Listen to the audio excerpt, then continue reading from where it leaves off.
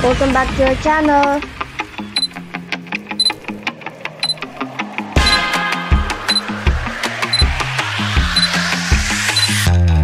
Magandang araw. Nandini naman kami sa Mabini, Batangas. Magbi-beach camping kami sa Isabela Mabel's Beach House. Located ito sa sitio sa Imsin, Mainit, Mabini, Batangas. May parking space sila dito sa taas at meron din dun sa baba. Siyempre, doon kami sa baba magpa-park para hindi mahirap maghakot ng gamit.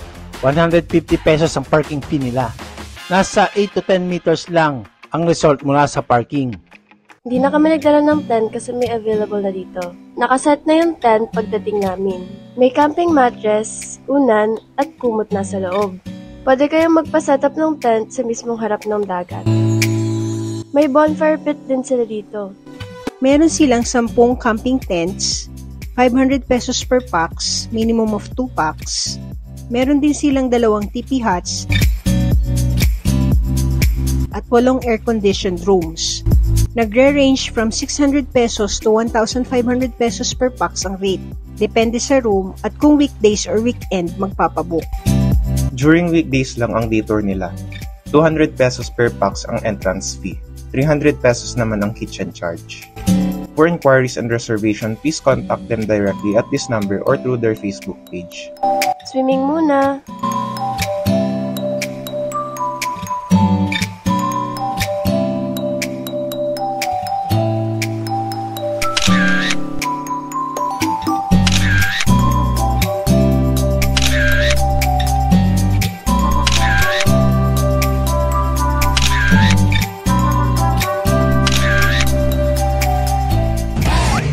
Kain na!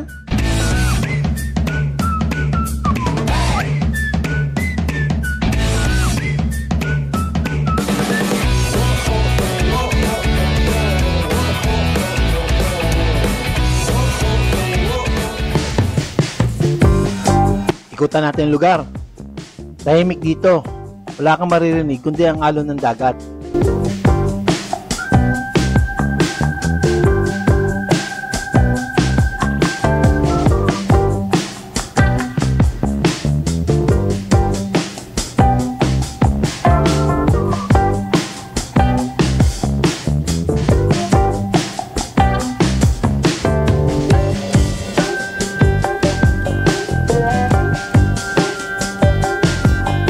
Dito ang dining area nila.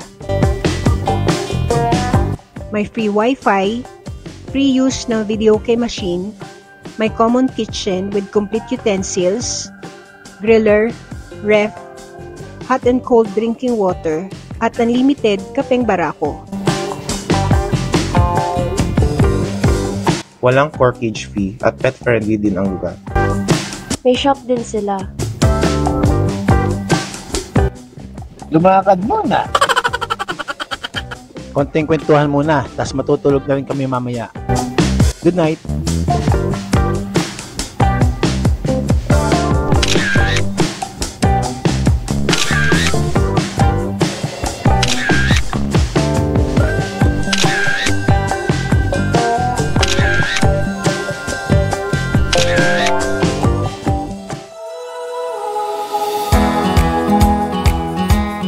Magandang umaga. Sarap ng tulog namin.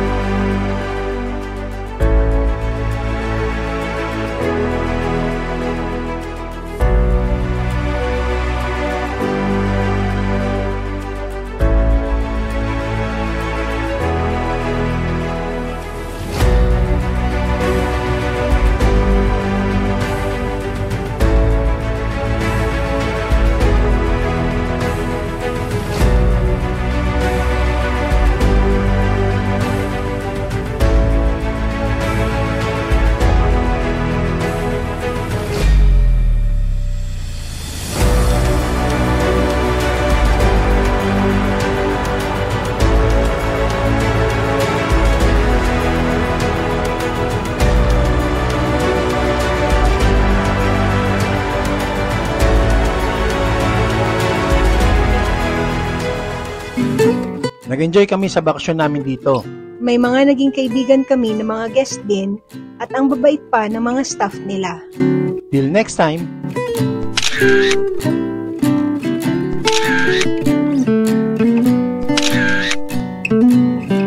Shout out to our new friends James and Dylan, who are not just smart and witty but incredibly fun to be with.